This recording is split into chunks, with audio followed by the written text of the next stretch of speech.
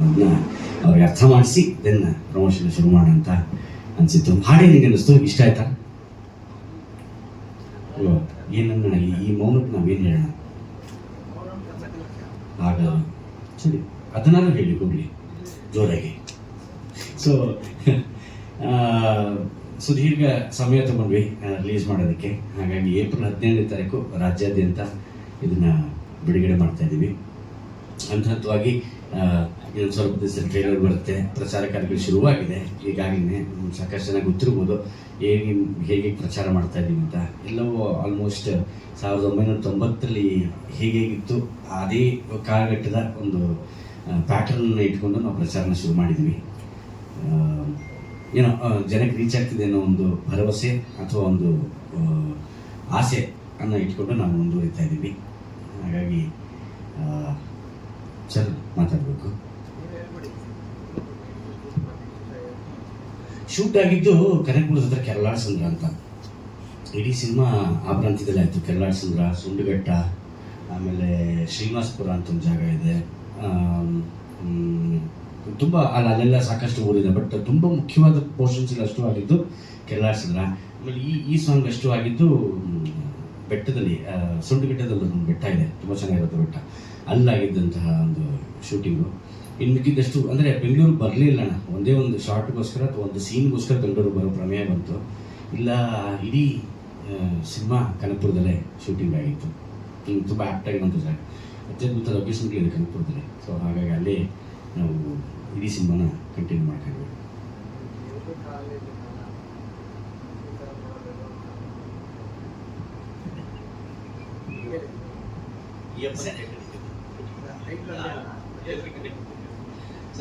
Sir, ಮೊದಲನೇದಾಗಿ ಸಮಸ್ತ ಏನಂತಾರೆ ಕನ್ನಡದ ಮನಸ್ಸುಗಳಾದಂತಹ ಮಾಧ್ಯಮ ಮಿತ್ರರಿಗೆ ಎಲ್ರಿಗೂ ಅನಂತ ಧನ್ಯವಾದಗಳನ್ನು ಅರ್ಪಿಸೋದಕ್ಕೆ ಖುಷಿ ಪಡ್ತೀನಿ. ಯಾಕಂತಂದ್ರೆ ಎಲ್ರ ಕಾಲ ಎಳೆಯುತ್ತೆ ಕಾಲ ಚಿತ್ರದ ಬಹುದಿನಗಳ ನಂತರ ನಮಗೋಸ್ಕರ ಸಮಯ ಮಾಡ್ಕೊಂಡು ಬಂದಿದ್ದಕ್ಕೆ ಧನ್ಯವಾದಗಳು.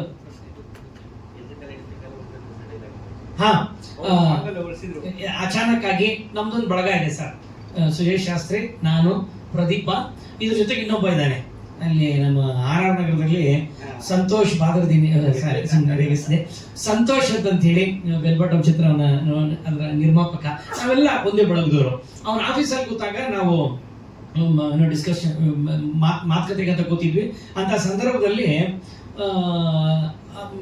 ಸಮಯದ ಬಗ್ಗೆ ಸಿನಿಮಾ ಮಾಡ್ತಾ ಇದೀವಿ, ಅದಕ್ಕೆ ಸಂಬಂಧಪಟ್ಟಂತ ಟೈಟ್ಲೇ ಬೇಕಲ್ಲ ಅಂತೇಳಿ ಯೋಚನೆ ಮಾಡ್ತಾ ಇದ್ದಾಗ ರಪ್ಪ ಅಂತ ಅಂದ್ಬಿಟ್ಟು ಆಡಿಯೋ ಒಂದು ಪ್ಲೇ ಆಗೋದಕ್ಕೆ ಶುರು ಆಯ್ತು.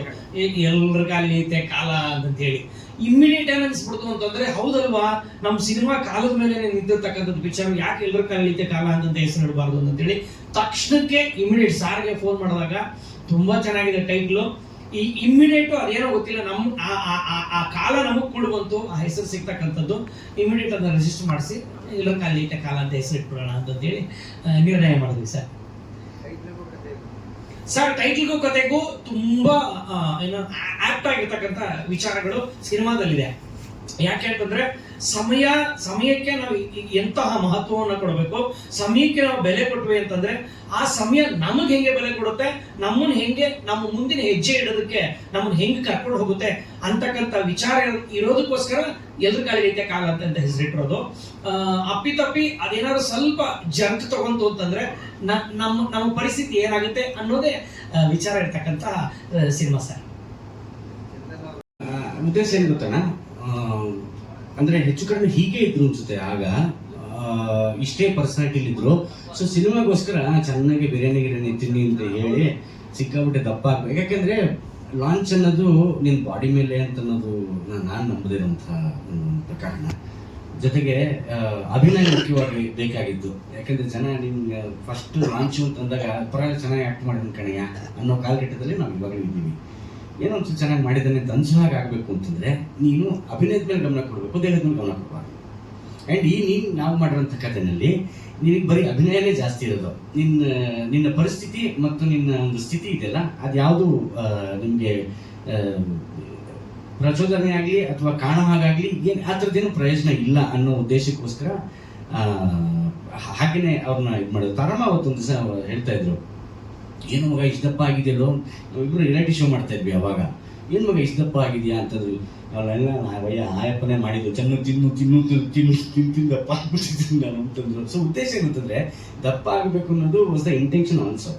ಸೊ ಅದು ಆ ಕ್ಯಾರೆಕ್ಟರ್ಗೆ ತುಂಬ ಪ್ಲಸ್ ಆಗುತ್ತೆ ಅನ್ನೋದು ಆ ಉದ್ದೇಶಕ್ಕೆ ಆ ಒಂದು ಅಟೈರ್ ಆಗಲಿ ಅಥವಾ ಆ ಒಂದು ದೇಹದ ಒಂದು ತೂಕನ ಏರಿಸಿ ಅಂತ ಹೇಳಲಾಗಿತ್ತು.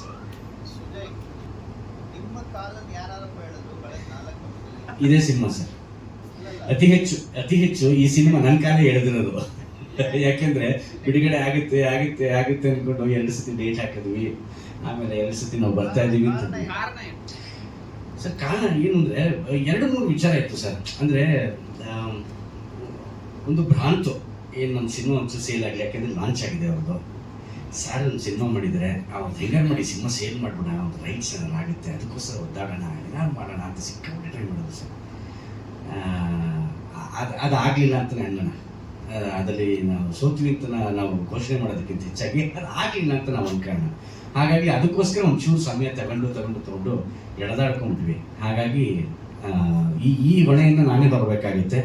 ಯಾಕೆಂದರೆ ಆಸ್ ಅ ನಿರ್ದೇಶಕನಾಗಿ ಸರ್ದು ಯಾವುದೇ ಒಂದು ಪಾತ್ರ ಇಲ್ಲ ಇದರಲ್ಲಿ. ಯಾಕೆಂದರೆ ಸರ್ ಯಾವತ್ತೂ ಹೇಳಿದ್ರು, ಪಾಪ ನೀವು ಸಿನಿಮಾ ರಿಲೀಸ್ ಮಾಡಿ ಆಗಿದ್ದಾಗ ಹೋಗ್ಲಿ ಅಂತ. ಇಲ್ಲ ಸರ್, ಒಬ್ಬ ವ್ಯಕ್ತಿ ಲಾಂಚ್ ಆಗ್ತಿದ್ದಾನೆ, ಅವನು ಅಂದರೆ ಸಿನಿಮಾ ಕಿರಿಯರ್ ಕಂಟಿನ್ಯೂ ಆಗಬೇಕು ಅಂತಂದರೆ ಫಸ್ಟ್ ಸಿನಿಮಾನ ಏನಪ್ಪ ಅನ್ನುವಂಥದ್ದು. ಎಷ್ಟು ಅಭಿಮಾನಿಗಳಿದ್ರು ಅಷ್ಟೇ ಕಾಲೆಳೆಯವರು ಇರ್ತಾರೆ. ಹಾಗಾಗಿ ಅವರು ಕಾಲಿಗೆ ನಾವು ಯಾರು ಸಿಗಾಕೋಬಾರ್ದು ಅಂತ ಅನ್ನೋದು. ಬಟ್ ಅದು ಬರ್ದಿತ್ತು ಅನಿಸುತ್ತೆ, ಕಾಲಿಳಿಲೇಬೇಕಾಗಿತ್ತು ಅಂತ. ಸೊ ಕಾಲಿಳಿಸ್ಕೊಂಡಿವಿ ನಾವು. ಸರ್ ಇಲ್ಲ ಸರ್, ಇನ್ನೂ ಇಲ್ಲ.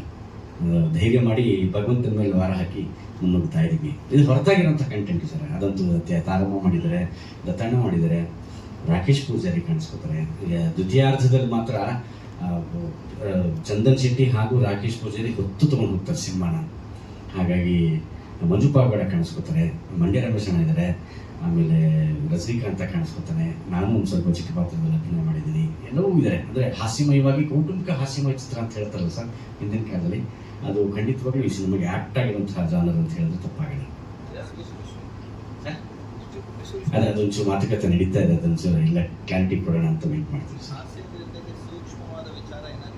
ಏನಿಲ್ಲ ಸರ್, ಖಂಡಿತವಾಗ್ಲೂ ಇದೊಂದು ತಿಳಿ ಹಾಸ್ಯ. ಯಾವುದೇ ರೀತಿ ಯಾರ ವರ್ಗಕ್ಕಾಗಲಿ ಯಾರ ಒಂದು ಇದಕ್ಕಾಗಲಿ ತಾಗಿಸುವಂಥದ್ದು, ಬೇರೆ ಏನೋ ಅಂತ ಒಂದು ಮೆಸೇಜ್ ಕೊಡೋದು, ಸಂದೇಶ ಏನಿಲ್ಲ ಸರ್. ಅಂದರೆ ಆಗಲೇ ಬರ್ದವ್ರು ಹೇಳಿದ ಹಾಗೇನೆ, ಸಮಯಕ್ಕೆ ನಾವೇನಾದ್ರು ಒಂದು ಚೂರು ಅಗೌರವ ಕೊಟ್ಟರೆ ಸಮಯ ನಿಮ್ಗೆ ಅಗೌರವ ಕೊಡುತ್ತೆ. It's a barter deal. Life is a very good barter deal. ನೀನು ರೆಸ್ಪೆಕ್ಟ್ ಕೊಡು, ರೆಸ್ಪೆಕ್ಟ್ ತಗೋ, ಕಣ್ಣಿಗೆ ಹೊತ್ಕೊಂಡು ಕೊಡೋದು ನಿನಗೆ, ಅಷ್ಟೇ. ಅದೊಂದೇ ಉದ್ದೇಶ ಇದ್ದಿದ್ದು. ಹಾಗಾಗಿ ನಾವು ಆ ಉದ್ದೇಶಕ್ಕೋಸ್ಕರ ಬೇರೆ ಥರ ಏನೋ ಪ್ರಮೋಷನ್ ಮಾಡ್ತೀವಿ, ಅದಕ್ಕೋಸ್ಕರ ಈ ಕಡೆ ಬರ್ತೀವಿ, ಅವೆಲ್ಲ ಏನಿಲ್ಲ ಸರ್. ತುಂಬ ಇದೊಂದು ಸಾತ್ವಿಕವಾದಂಥ ಸಿನಿಮಾ, ಸಾತ್ವಿಕವಾಗಿ ಬರ್ತಾ ಇದ್ದೀವಿ ಸರ್. ನಮ್ಮ ಗೋಕುಲ್ ಎಂಟರ್ಟೈನರ್ಸ್ ಬ್ಯಾನರ್ ನಡೆಯೋದು ಇದು 3ನೇ ಸಿನಿಮಾ. ಸೊ ಈ ಸಿನಿಮಾ ಸ್ಟಾರ್ಟ್ ಆಗಿದ್ದು ಬೇಗನೆ ಸ್ಟಾರ್ಟ್ ಆಯಿತು. ರಿಲೀಸ್ ಸ್ವಲ್ಪ ನಿಧಾನ ಆಗ್ತಿದೆ ಬಿಕಾಸ್ ಆಫ್ ಎಲ್ಲರೂ ಕಾಲು ಎಳಿತೆ ಕಾಲ. ಸೊ ನಮ್ಮ ಕಾಲನು ಹಂಗೆ ಸ್ವಲ್ಪ ಎಳೆದಿತ್ತು ಅಷ್ಟೇ. ಸೊ ಅವ್ರು ಹೇಳ್ದಂಗೆ ಕೆಲವೊಂದು ರೀಸನ್ಸ್ ಇಲ್ಲ. ಸೊ ಈ ಸಿನಿಮಾ ಬಗ್ಗೆ ಮಾತಾಡಬೇಕು ಅಂದರೆ ತುಂಬ ಕಾಮಿಡಿ ಓರಿಯೆಂಟೆಡ್ ಮೂವಿ. ಫ್ಯಾಮಿಲಿ ಇಡೀ ಕುಟುಂಬ ಕೂತ್ಕೊಂಡು ಸಿನಿಮಾನ ಖುಷಿಯಾಗಿ ಎಂಜಾಯ್ ಮಾಡ್ಕೊಂಡು ನೋಡ್ಬೋದು. ಸೊ ಸಾಂಗಲ್ಲಿ ಯಾವುದೇ ರೀತಿ ಕಾಂಪ್ರಮೈಸ್ ಆಗಿಲ್ಲ, ಮೇಕಿಂಗಲ್ಲೂ ಕಾಂಪ್ರಮೈಸ್ ಆಗಿಲ್ಲ. ಸೊ ಇವ್ರದ್ದು ಅದ್ಭುತವಾದಂಥ ಡೈರೆಕ್ಷನ್ ಇದೆ, ಇವ್ರದ್ದು ಅದ್ಭುತವಾದಂಥ ಕತೆ ಸಾಹಿತ್ಯ ಇದೆ. ಇವರು ಚಂದನ್ ಶೆಟ್ಟಿ ಅವ್ರನ್ನ ಜನ ಥಿಯೇಟ್ರಲ್ಲಿ ನೋಡಿದಾಗ ಇವರೇನೋ ಚಂದನ್ ಶೆಟ್ಟಿ ಅಂತ ಕನ್ಫ್ಯೂಷನ್ ಆಗ್ತಾರೆ. ಆ ರೀತಿ ಅದ್ಭುತವಾಗಿ ನಟನೆ ಮಾಡಿದ್ದಾರೆ. ಹಾಗೆ ಮ್ಯೂಸಿಕ್ ಬಗ್ಗೆ ಬಂದರೆ ಮ್ಯೂಸಿಕ್ ಡೈರೆಕ್ಟರ್ಸು ಸುಮ್ಮನೆ 1990ಗೆ ಕರ್ಕೊಂಡು ಹೋಗ್ತಾರೆ.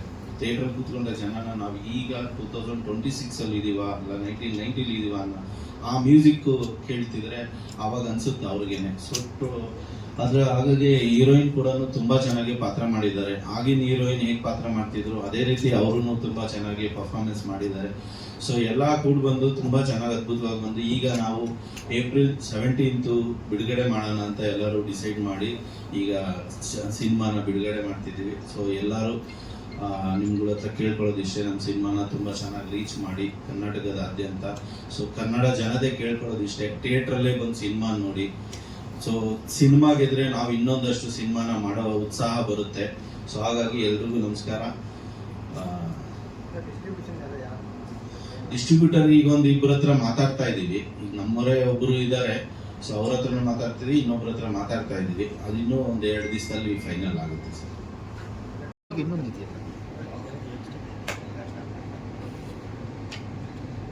ಎಲ್ಲರಿಗೂ ನಮಸ್ಕಾರ. ನನ್ನ ಪ್ರೀತಿಯ ಎಲ್ಲ ಮಾಧ್ಯಮ ಮಿತ್ರರಿಗೆ ನಿಮ್ಮ ಚಂದನ್ ಶೆಟ್ಟಿ ಮಾಡುವ ನಮಸ್ಕಾರಗಳು. ಎಲ್ಲರ ಕಾಲಿದ್ದ ಕಾಲ ನಾನು ನನ್ನ ಸಿನಿಮಾ ಕರಿಯರ್ ಸ್ಟಾರ್ಟ್ ಮಾಡಬೇಕು ಅಂದರೆ ಒಬ್ಬ ನಟನಾಗಿ ಎಲ್ಲರಿಗೂ ಇಂಟ್ರಡ್ಯೂಸ್ ಆಗಬೇಕು ಅಂತ ಅಂದ್ಕೊಂಡು ಸೆಲೆಕ್ಟ್ ಮಾಡಿದಂಥ ಮೊದಲನೇ ಕತೆ ಎಲ್ಲರ ಕಾಲಿದ್ದ ಕಾಲ. ಸುಜಯ್ ಶಾಸ್ತ್ರಿ ಅವರು ಅದ್ರ ಹಿಂದೆ ಗುಬ್ಬಿ ಮೇಲೆ ಬ್ರಹ್ಮಾಸ್ತ್ರ ಅಂತ ಒಂದು ಸಿನಿಮಾ ಮಾಡಿದ್ರು ರಾಜ್ ಬಿ ಶೆಟ್ಟಿ ಅವ್ರ ಜೊತೆ. ಸೊ ಆ ಸಿನಿಮಾ ನೋಡಿ I was very much impressed. ನಮ್ಮ ಸುಜಯ್ ಶಾಸ್ತ್ರಿ ಅವರ ಒಂದು ಡೈರೆಕ್ಷನ್ ನನಗೆ ಇಷ್ಟ ಆಗಿತ್ತು. ಅಂದರೆ ಅವರ ಕಾಮಿಡಿ ಟೈಮಿಂಗ್ ಆಗಿರ್ಬೋದು, ಅವ್ರ ಕತೆ ಹೇಳೋ ರೀತಿಯಾಗಿರೋ ತುಂಬ ನನಗೆ ಇಷ್ಟ ಆಗಿತ್ತು. ಸೊ ಅದಾದಮೇಲೆ ಈ ಕತೆನ ಕೇಳಿದೆ ನಾನು. ಒಂದು ರಿಯಾಲಿಟಿ ಶೋಲಿ ನಾವು ಸುಜಯ್ ಅವರಿಬ್ರು ಒಟ್ಟಿಗೆ ಕೆಲಸ ಮಾಡ್ತಿರ್ಬೇಕಾದ್ರೆ ನನಗೆ ಈ ಕತೆ ಹೇಳಿದ್ರು. ಕತೆ ಹೇಳಿದ್ರೆ ನನಗೆ ತುಂಬ ಖುಷಿ ಆಯಿತು. ಈ ಕಥೆಯಿಂದ ನಾನು ಒಬ್ಬ ನಟನಾಗಿ ಗುರ್ತಿಸ್ಕೋಬೋದು ಅಂತ ಅನ್ನಿಸ್ತು. ಸೊ ಹಾಗಾಗಿ ಈ ಒಂದು ಪ್ರಾಜೆಕ್ಟನ್ನು ಮಾಡೋಕೆ ಒಪ್ಕೊಂಡೆ. ಅದಾದಮೇಲೆ ಗೋವಿಂದರಾಜ್ ಸರ್ ಹತ್ರ ಮೀಟಿಂಗ್ ಆಯಿತು. ಸೊ ಅವ್ರಿಗೂ ಆಸೆ ಇತ್ತಂತೆ ನನ್ನ ಜೊತೆ ಒಂದು ಪ್ರಾಜೆಕ್ಟ್ ಮಾಡಬೇಕು, ಚಂದನ್ ಶೆಟ್ಟಿನ ಒಂದು ನಟನ ಹೀರೋ ಆಗಿ ಸಿನಿಮಾದಲ್ಲಿ ಹಾಕೋಬೇಕು ಅಂತ ಅವರು ಆಸೆ ಪಟ್ಟಿದ್ರಂತೆ. ಸೊ ಎಲ್ಲ ಕಾಲ ಕೂಡಿ ಬಂತು. ಸೊ ಆವಾಗ ಪ್ರಾಜೆಕ್ಟ್ ಸ್ಟಾರ್ಟ್ ಆಯಿತು. ಸ್ಟಾರ್ಟ್ ಆದಂಗೆ ತುಂಬ ಫಾಸ್ಟ್ ಆಗಿ ಮುಗಿಸಿದ್ವಿ ನಾವು. Actually within 2 months I guess ನಾವು ಎಲ್ಲ ಶೂಟಿಂಗ್ ಎಲ್ಲ ಮುಗಿಸಿ ಸಿನಿಮಾನೇ ರ್ಯಾಪ್ ಅಪ್ ಮಾಡಿಬಿಟ್ಟಿದ್ವಿ. ಸೊ ಅದಾದ ನಂತರ ಇಷ್ಟು ವರ್ಷಗಳ ಕಾಲ ಆಗೋಯ್ತು. ತುಂಬ ಕಷ್ಟಪಟ್ಟಿದ್ದಾರೆ ನಮ್ಮ ಡೈರೆಕ್ಟ್ರು. ಭಾಳ ತುಂಬ ಕಷ್ಟ ಅನುಭವಿಸಿದ್ದಾರೆ. ನಮ್ಮ ತಾಯಿ ಮಗು ಡೆಲಿವರಿ ಮಾಡೋಕೆ 9 ತಿಂಗಳು ತಗೋತಾರೆ. ತುಂಬ ಕಷ್ಟಪಟ್ಟು ಇವರು ಪಾಪ ಅವ್ರ ಹೊಟ್ಟೆಲಿ 4 ವರ್ಷ ಇಟ್ಕೊಂಡು ಈ ಸಿನಿಮಾನ ಭಾಳ ತುಂಬ ಸಂಕಟ ಪಟ್ಟಿದ್ದಾರೆ.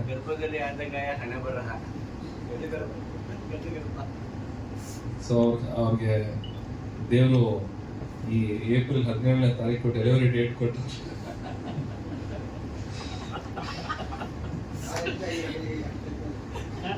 4 ವರ್ಷಗಳ ನಂತರ ಪಾಪ ತುಂಬಾ ನೋವುಪಟ್ಟು ಈ ಒಂದು ಸಿನಿಮಾನ ತೆರೆ ಮೇಲೆ ತರಲಿಕ್ಕೆ ಸಾಕಷ್ಟು ಕಷ್ಟಪಟ್ಟಿದ್ದಾರೆ.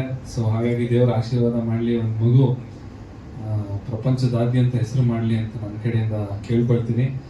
ಆ್ಯಂಡ್ ಅವ್ರು ಧೈರ್ಯಕ್ಕೆ ಮೆಚ್ಚಬೇಕು. ಯಾಕಂದ್ರೆ ಹೇಳಿದ್ರೆ ನನ್ನ ಐಡೆಂಟಿಟಿ ಬಂದು ನಾನೊಬ್ಬ ರ್ಯಾಪರು, ನಾನೊಬ್ಬ ಸಿಂಗರ್, ನಾನು ಬೇರೆ ಥರನೇ ಪೋಟ್ರೆ ಆಗಿದ್ದೆ.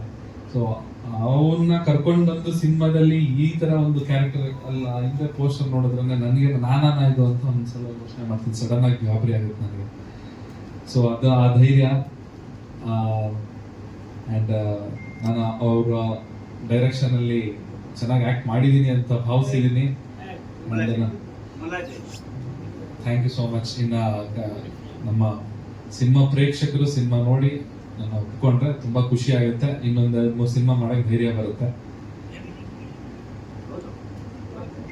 ಏನದಿದ್ಯಾ ಸರ್, ನಿಜವಾಗ್ಲೂ ಹೇಳ್ತಾ ಇದ್ದೀನಿ, ಒಂದು 2 ವಾರದಲ್ಲಿ ನಾನೊಂದು 13ರಿಂದ 14 ಸತಿ ಸಿನಿಮಾ ನೋಡಿದ್ದೀನಿ. ಸಣ್ಣ ಪುಟ್ಟ ಯಾವ್ದಾದ್ರು ಮಾತಿನ ಮೇಲೆ ಏನಾದ್ರು ಗಮನ ಕೊಡ್ಬೇಕಾಗುತ್ತಾ, ಇನ್ನೇನಾದ್ರು ಹೆಚ್ಚು ಕಡಿಮೆ ಆಗುವಂತ ಸಾಧ್ಯತೆಗಳಿದೆಯಾ? ಯಾಕಂದ್ರೆ ರಂಗಭೂಮಿ ನಾವು ಇರೋದ್ರಿಂದ ಪ್ರೇಕ್ಷಕರ ಕಡೆ ನಾವು ತುಂಬಾ ಗಮನ ಕೊಡ್ತೀವಿ. ಪ್ರೇಕ್ಷಕರನ್ನ ನಾವು ಹೆಂಗೆ ಎಂಟರ್ಟೈನ್ ಮಾಡ್ತೀವಿ, ಆತನಿಗೆ ಈ ವಿಚಾರ ತಲುಪೋದಿಲ್ವಾ ಅಂತ ಸಂದರ್ಭದಲ್ಲಿ ಚಂದನ್ ಶೆಟ್ಟಿ ಆಗಿರ್ಬೋದು, ಅರ್ಚನಾ ಮೇಡಮ್ ಅವರಾಗಿರ್ಬೋದು, ನಿಜವಾಗ್ಲೂ ಸ್ಕ್ರೀನ್ ಅಲ್ಲಿ ನಿಮಗೆ ಹೆಂಗ್ ಕಾಣಿಸ್ತಾರೆ ಅಂತಂದ್ರೆ ನಂಗೆ ಗೊತ್ತಿಲ್ಲ. ಹಿರಿಯರೊಬ್ರು ಯಾರೋ ಏನೋ ಅವ್ರನ್ನ ಹಳೆಯ ಅಂಬರೀಷ್ ಸರ್ ತರ ಅವಾಗವಾಗ ಸ್ಟೈಲಲ್ಲಿ ಕಾಣಿಸ್ತಾರೆ ಅಂತಕ್ಕಂಥ ಮುಕ್ತ ಮನಸ್ಸಿನಿಂದ ಹೇಳಿದ್ರು. ಅವ್ರೇನೋ ಉತ್ಪ್ರೇಕ್ಷಕ ಅಂತ ಹೇಳಿಲ್ಲ, ಅಷ್ಟು ಬ್ಯೂಟಿಫುಲ್ ಆಗಿ ಕಾಣಿಸ್ತಾರೆ ಅವರಿಬ್ರು. ನೀವು ನಿಜವಾಗ್ಲೂ ಸಿನಿಮಾದಲ್ಲಿ ಒಂದಷ್ಟೇ ವಿಚಾರಗಳ ಮೇಲೆ ಅವ್ರು ಆಕ್ಟಿಂಗ್ ಮಾಡಿದ್ದಾರೆ. ನಮಗೆ ಬೇಕಾಗಿದ್ದು ಅವರು ಹಾಡುಗಾರರಾಗಿ ಅಲ್ಲ, ಅಥವಾ ಅವರು ರ್ಯಾಪರ್ ಆಗಿ ಅಲ್ಲ, ಒಬ್ಬ ಅಪ್ಪಿತಪ್ಪಿ ಒಬ್ಬ ಗೌರ್ಮೆಂಟ್ ಆಫೀಸರ್ ಹೆಂಗ್ ಕಾಣಿಸ್ತಾನೋ, ಅಥವಾ ಒಬ್ಬ ನಾರ್ಮಲ್ ಒಬ್ಬ ಮೇಸ್ಟರ್ ಹೆಂಗ್ ಕಾಣಿಸ್ತಾನೋ, ಪ್ರೊಫೆಸರ್ ಹೆಂಗ್ ಕಾಣಿಸ್ತಾನೋ ಹಂಗ್ ಕಾಣ್ಬೇಕು ನಮ್ಗೆ ಚಂದನ್ ಶೆಟ್ಟಿ ಅವರು ಅಂತಂದಾಗ ಅದನ್ನ ಇಡೀ ಮೈನ ಆ ಹಂತಕ್ಕೆ ಅವ್ರು ತಂದ್ಕೊಂಡಿದ್ದು ನಮ್ಗೆ ತುಂಬಾ ಹೆಲ್ಪ್ ಆಯ್ತು. ಸರ್ ಅವಾಗ ಕೇಳ್ತಾ ಇದ್ದೆ ಸರ್, ನಿಜವಾಗ್ಲೂ ಹೇಳಿ ಚೆನ್ನಾಗಿ ಬರ್ತಿದ್ಯಾ, ನಿಮ್ಗೆ ಓಕೆನಾ ಹೇಳಿ. ಇನ್ನೂ 1 ದಿವಸ ಶೂಟಿಂಗ್ ಆಗಿದ್ದು, ನಿಮ್ಗೆ ಏನಾದ್ರು ಓಕೆ ಆಗಿಲ್ಲ ಅಂತಂದ್ರೆ ಹೀರೋನ ಚೇಂಜ್ ಮಾಡ್ಕೊಂಡ್ಬಿಡಿ ಸರ್ ಅಂತಾನೆ ಎಲ್ಲ ಹೇಳಿದ್ದೆ ನಾನು. ಇಲ್ಲ ಚೆನ್ನಾಗಿ ಮಾಡ್ತಾ ಇದ್ದೀರಾ ಮಾಡಿ ಅಂತ ಇಡೀ ಸಿನಿಮಾ ಮಾಡಿದ್ದಾರೆ. ಆ್ಯಂಡ್ ಅವ್ರು ಡೈರೆಕ್ಟರ್ ಏನು ಹೇಳಿದಾರೆ ಅದು ಮಾಡಿದ್ದೀನಿ. ಒಬ್ಬ ನಟ ಏನು ಅವ್ರ ತಲೆಗೆ ಸುಮ್ಮನೆ ಟಾರ್ಚರ್ ಕೊಡೋದು, ಇದು ಚೇಂಜ್ ಮಾಡಿ ಅದು ಚೇಂಜ್ ಮಾಡಿ ಏನು ಹೇಳಿಲ್ಲ ಸರ್. ನನಗೆ ಏನೂ ಹೇಳಿಲ್ಲ. ಆ ಡೈಲಾಗ್ ಚೇಂಜ್ ಮಾಡಿ, ಈ ಡೈಲಾಗ್ ಚೇಂಜ್ ಮಾಡಿ, ಅವ್ರು ಹೆಂಗೆ ಸ್ಕ್ರಿಪ್ಟ್ ಬರ್ತಿದ್ದಾರೆ, ಅವ್ರು ಏನು ಡೈಲಾಗ್ ಬರೆದಿದ್ದಾರೆ ಸೇಮ್ ಟು ಸೇಮ್ ನಾನು ಹಂಗೆ ಪರ್ಫಾರ್ಮ್ ಮಾಡಿದ್ದೀನಿ. ಅವರು ಯಾವ ರೀತಿ ಹೇಳಿದ್ರೆ ಹಂಗೆ ಮಾಡಿ. ಅವ್ರು ನನಗೆ ಗೈಡ್ ಮುಂಚೆನೇ ನನಗೆ ಹೇಳ್ಕೊಟ್ರು. ಯಾಕಂದ್ರೆ ಆಕ್ಟಿಂಗ್ ನನಗೆ ಹೊಸದು, ಸಿಂಗರ್ ಆಗಿ ಒಬ್ಬ ಪರ್ಫಾರ್ಮರ್ ಆಗಿ ಸ್ಟೇಜ್ ಮೇಲೆ ಆಗಿರ್ಬೋದು, ಇಲ್ಲ ಅಂತಂದ್ರೆ ಕ್ಯಾಮ್ರಾ ಮುಂದೆ ಆಗಿ ಪರ್ಫಾರ್ಮ್ ಮಾಡ್ತಾ ಇದ್ದೆ. ಬಟ್ ನಟನೆ ಅನ್ನೋದು ಇಟ್ಸ್ ಡಿಫ್ರೆಂಟ್ ಥಿಂಗ್, ಅದೇ ಬೇರೆನೇ ಅದು ಗಾಡ್ ಲೆವೆಲ್ ಕಲೆ. ಅದು ದೇವರು ಅಂತ ನಂಬ್ತಾರೆ. ಒಬ್ಬ ನಟನ್ನ ನಮ್ಮ ಇಂಡಿಯಾದಲ್ಲಿ ದೇವ್ರಿಗೆ ಹೋಲಿಸ್ತಾರೆ. ಸೊ ಹಾಗಾಗಿ ಅಷ್ಟು ವ್ಯಾಲ್ಯೂ ಇದೆ ಅದಕ್ಕೆ. ಸೊ ಅದು ಪ್ರಯತ್ನ ಮಾಡಿದ್ದೀನಿ, ಆಕ್ಟಿಂಗ್ ಮಾಡುವಂತ ಪ್ರಯತ್ನ ಮಾಡಿದ್ದೀನಿ ಅಷ್ಟೇ. ಮಿಕ್ಕಿದೆಲ್ಲ 17ನೇ ತಾರೀಕು ಡಿಸೈಡ್ ಆಗುತ್ತೆ. ಅಂಡ್ ಪ್ರದೀಪ್ ಪ್ರವೀಣ್ ಅವರು ಸಖತ್ತಾಗಿ ಮ್ಯೂಸಿಕ್ ಮಾಡಿದ್ದಾರೆ ರೆಟ್ರೋ ಸ್ಟೈಲಲ್ಲಿ. ತುಂಬಾ ಚೆನ್ನಾಗಿ ಮಾಡಿ, ತುಂಬಾ ಬ್ಯೂಟಿಫುಲ್ ಆಗಿದೆ. ಹೇಳ್ತಾರಲ್ಲ, ಅಯ್ಯೋ ಅವಾಗಿನ ಕಾಲದ ಮ್ಯೂಸಿಕ್ ಚೆನ್ನಾಗಿರುತ್ತೆ, ಅವಾಗಿನ ಕಾಲದ ಮ್ಯೂಸಿಕ್ ಚೆನ್ನಾಗಿರೋ ಥರನೇ ತುಂಬಾ ಚೆನ್ನಾಗಿ ಕಂಪೋಸ್ ಮಾಡಿ ಹಳೆ ಇವಾಗ ರೆಟ್ರೋ ಸ್ಟೈಲಲ್ಲಿ ಸಿನಿಮಾ ಮೂಡ್ ಬರಬೇಕು ಅಂತಂದ್ರೆ ಅದಕ್ಕೆ ತಕ್ಕನಾದಂಥ ಮ್ಯೂಸಿಕ್ನ ಮಾಡಿದ್ದಾರೆ. ತುಂಬಾ ಥ್ಯಾಂಕ್ಸ್ ನಿಮಗೆ. ಅಂಡ್ ಅರ್ಚನಾ ಕೊಟ್ಗೆ ಅವರು ಕೂಡ ಅವರು ತುಂಬಾ ಚೆನ್ನಾಗಿ ಆಕ್ಟ್ ಮಾಡಿದ್ದಾರೆ ಸಿನಿಮಾದಲ್ಲಿ.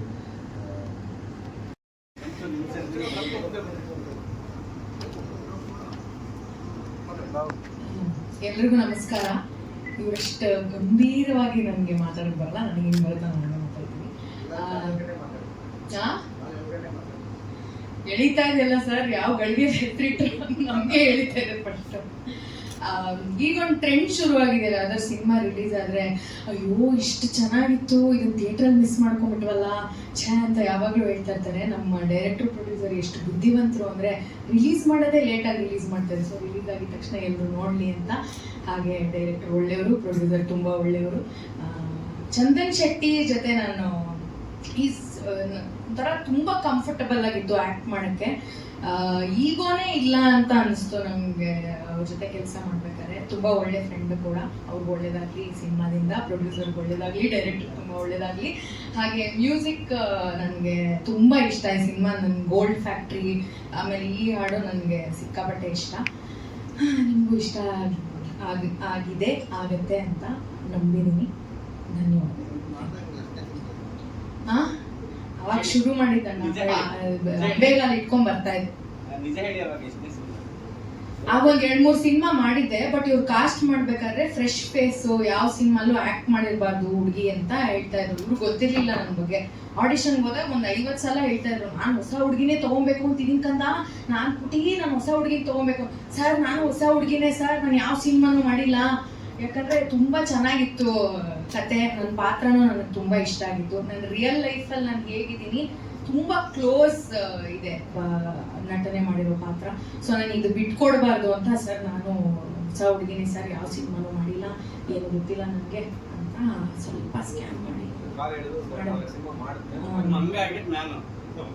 ಬಟ್ ನನಗೆ ಹೇಳಲೇ ಇಲ್ಲ, ಅವ್ರು ಮುಂಚೆನೂ ಮಾಡೋರಂತೆ ಅಂದ್ರು.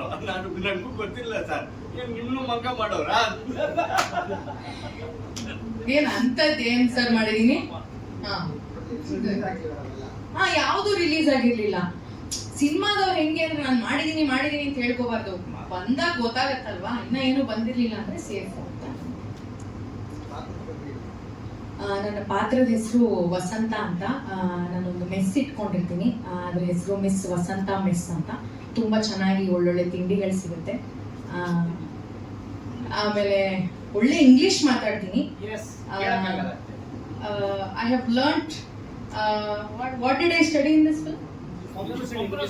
Pampnosali University I have studied, and I speak good English in my village only. I only know English. That's all I know. ಧನ್ಯವಾದಗಳು. Thank you.